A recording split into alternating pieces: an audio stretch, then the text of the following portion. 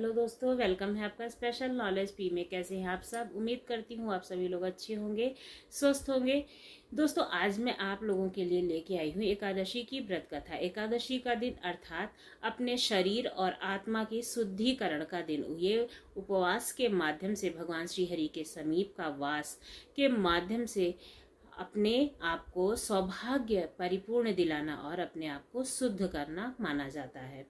क्योंकि इस एकादशी के विषय में गर्ग संहिता में एक सुंदर संवाद कहा गया है, जिसमें एक दिन वृंदावन में सभी गोपियां श्रीमती राधा रानी से पूछती हैं, वृषभान सुते दिव्य हे राधे कुंज लोचने श्री कृष्णाय प्रसादम अथवा किंचतम व्रतम शुभम त्वा समो दया सुनूरु देपे स्वरूपे दुर्गम्य त्वा च जगत जननी सर्वे राधा सर्वथा पारव गामा स्वरूपे कमले लोचने वृषवानु नंदनी। हे श्री राधे, देवताओं के लिए भी अत्यंत दुर्लभ है। वे श्री नंद किशोर तुम्हारे वश में कैसे रहते हैं? राधिका, तुम विश्व मोहिनी हो और संपूर्ण शास्त्रों के अर्थ ज्ञान में भी परंपरागत हो, इसलिए आप हमें श्री कृष्ण की प्रसन्नता का कोई भी शुभ कार्य बताइए, शुभ व्रत बताइए, जिससे भगवान श्री कृष्ण हमसे भी प्रसन्न रहे। उसके उत्तर में श्रीमती राधा रानी गोपियों से कहती हैं, कृष्णाय प्रसादम अथ कुरुवम एकादशी व्रतम त्या नास्यतम हरि साक्षात विष्णुना संशया। अर्थात श्री कृष्ण की प्रसन्नता के लिए आप सभी एकादशी की व्रत का अनुष्ठान करें और उससे साक्षात श्री कृष्ण आपके वश में हो जाएंगे। इसमें कोई संशय नहीं है। तो चलिए आज हम आपको योगिनी एकादशी के व्रत के उपलक्ष्य में एक पौराणिक कथा का श्रवण करते हैं।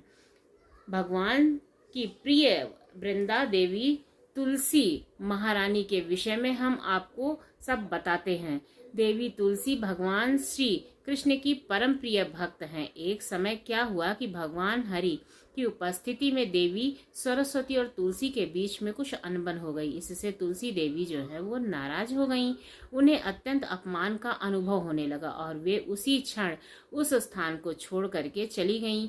अब वह देखकर भगवान श्री हरि अत्यंत चिंतित हो गए। उन्होंने देखकर भगवान श्री हरि से पूछा, सरस्वती देवी को समझाया और अब बारी थी देवी तुलसी को मनाने की। इसके लिए वे सीधे गए तुलसी वन वृंदावन में। वहां उन्होंने पवित्र नदी यमुना में स्नान किया और फिर पूरे मन से तुलसी की पूजा आराधना करने लगे।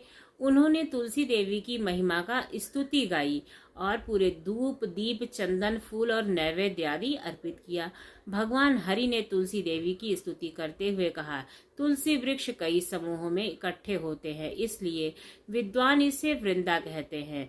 मैं इस प्रिय तुलसी की स्तुति करता हूँ। वे लंबे समय पहले वृंदावन में प्रकट हुई थी, इसलिए उन्हें वृंदावनी भी कहा जाता है और उस शुभ और महिमा मंडित कहा जाता है। मैं उस विश्व पूजनीय का आराधना करता हूँ। असंख्य ब्रह्मांड में उनके संपर्क से पवित्र हो जाते हैं, इसलिए उन्हें विश्व पावनी भी कहा जाता है। अन्य फूलों की पूजा देवताओं पर चढ़ाई जाती है, लेकिन वे स्वयं तुलसी के बिना संतुष्ट नहीं होती हैं।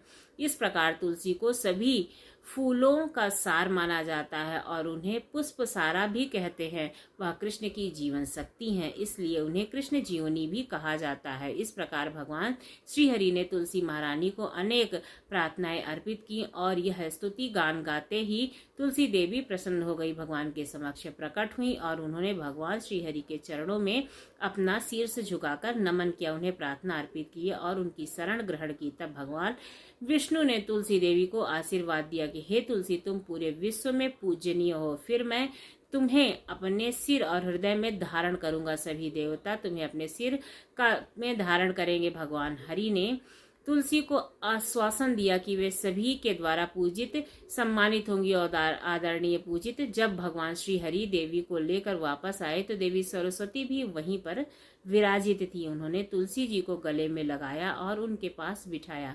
देवी लक्ष्मी और गंगा वे भी मुस्कुराते हुए तुलसी देवी का स्वागत करने लगी और उनका आलिंगन किया, अपने घर ले गए। इस प्रकार हम देखते हैं कि श्री तुलसी देवी वैकुंठ में भगवान श्री कृष्ण की शाश्वत संगनी है, जो वृंदावन में श्री राधा रानी के स्थान पर समान रहती हैं। इसलिए तुलसी देवी को किसी और चरणों में नहीं रखा जा सकता है, केवल कृष्ण के चरणों में ही उनका स्थान रहता है। तुलसी देवी का प्रकट इस धरातल पर कैसे हुआ, इसकी कथा भी हमें देवी पुराण में प्राप्त होती है। इस एक समय श्रीमती राधा रानी के श्राप के कारण सुदामा नामक एक शंखचूर्ण नामक राक्षस के रूप में पृथ्वी पर जन्म लेते उन्होंने बद्रिका आश्रम में कठोर तपस्या की और भगवान विष्णु की सुरक्षा कवच प्राप्त किया। उनका दूसरा उद्देश्य तुलसी देवी से विवाह भी करना था। इसके लिए उन्होंने ब्रह्मा जी से वरदान प्राप्त किया कि उनकी मृत्यु तभी होगी जब विष्णु कवच हटा दिया जाएगा, उनकी पत्नी की पवित्रता नष्ट हो जाएगी। तत्पश्चात देवी तुलसी और शंखचूर्ण जल में मिले और ब्रह्मा जी की उपस्थिति में उन्होंने विवाह कर लिया। शंखचूर्ण का वैभव, गौरव और शक्ति इतना था कि देवताओं को ईर्ष्या करने पर मजबूर कर देता था। उनके अहंकार के कारण सभी देवतागण अत्यंत चिंतित रहने लगे और अपनी इस दुर्गम स्थिति में सभी देवताओं ने ब्रह्मा जी की शरण ली और ब्रह्मा जी के सुझाव पर सभी देवता भगवान शिव से मिलकर महाविष्णु के पास समाधान के लिए पहुंचे। महाविष्णु ने भगवान शंकर के शंखचूर्ण से युद्ध करने के लिए भेजा और स्वयं तुलसी देवी की पवित्रता भंग करने के लिए तुलसी देवी के पास पहुंचे। तब शंखचूर्ण और शिव जी का युद्ध हो गया। तब महाविष्णु शंखचूर्ण के रूप में तुलसी जी के पास आते हैं और तुलसी के कुछ अनंत महसूस किया और महाविष्णु को पहचान लिया। और तब महाविष्णु ने तुलसी को कहा, तुमने मुझे अपने पति के रूप में पाने के लिए लंबे समय तक तपस्या की थी। तुम्हारे पति शंखचूर्ण को तो मैं पार्षद सुदामा थे, अब वे वापस गौलोक धाम में पहुंच गए हैं। तुम भी अपना शरीर त्याग कर मेरे साथ बैकुंठ चलो। तुम्हारा पवित्र नदी गंडकी बन जाएगा और तुम्हारे बाल तुलसी का पौधा बन जाएंगे, जिसे तीनों लोकों में पवित्र माना जाएगा। और तभी से तुलसी देवी पौधा बनकर पृथ्वी पर सदैव वास करती हैं और प्रत्येक एकादशी पर तुलसी देवी का विशेष पूजन अर्चन करने से भगवान श्री हरि की विशेष कृपा प्राप्त होती है। इसलिए भगवान श्री कृष्ण को अपने से ज्यादा अपने भक्त प्रिय हैं। इसलिए हम जब भगवान के गुणगान गाते हैं तो वे प्रसन्न होते हैं, लेकिन जब हम उनके भक्तों के गुणगान गाते हैं तो वे अत्यंत प्रसन्न होते हैं। और इसलिए एकादशी के दिन तुलसी देवी, जो कि भगवान श्री कृष्ण की शुद्ध भक्त हैं, उनकी वो पूजा आराधना करती हैं। कहते हैं कि भगवान विष्णु के साथ साथ उन तुलसी देवी को अवश्य पूजनीय मानना चाहिए। एकादशी के दिन उनकी पूजा साथ में करनी चाहिए। राधा रानी की सेवा में संलग्न नहीं हो, इसलिए प्रत्येक मनुष्य को जो भक्ति में प्रगति करना चाहता है उसे तुलसी देवी को भी विशेष पूजा अर्चना करनी चाहिए। इस एकादशी का पालन करते समय हमें कुछ बातों का ध्यान भी रखना चाहिए। एकादशी के नियम पूर्वक का पालन करने वाले व्यक्ति को प्रातः ब्रह्म मुहूर्त में उठना चाहिए, स्नान आदि से स्वच्छ होकर मंगला आरती करनी चाहिए तथा उसका दर्शन करना चाहिए। तत्पश्चात देवी तुलसी का जल अर्पण करके उनके कम से कम 4 बार प्रदक्षिणा अवश्य करनी चाहिए। ऐसा मैं कई बार वीडियो में बता चुकी हूँ कि अगर हर दिन तुलसी देवी की आप प्रदक्षिणा नहीं करते हैं तो एकादशी के दिन अवश्य करें। अगर आप कहीं भी शहर में रहते हैं, आपके पास गमले में तुलसी हैं, आप किनारे रखें, तो भी आप बीच में रख करके तुलसी देवी की पूजा अवश्य करें। तभी भगवान विष्णु की पूजा संपूर्ण मानी जाएगी। और फिर भगवान विष्णु को अर्पित भोजन प्रसाद के साथ भगवान को प्रार्थना करते हुए इस व्रत का पालन करना चाहिए।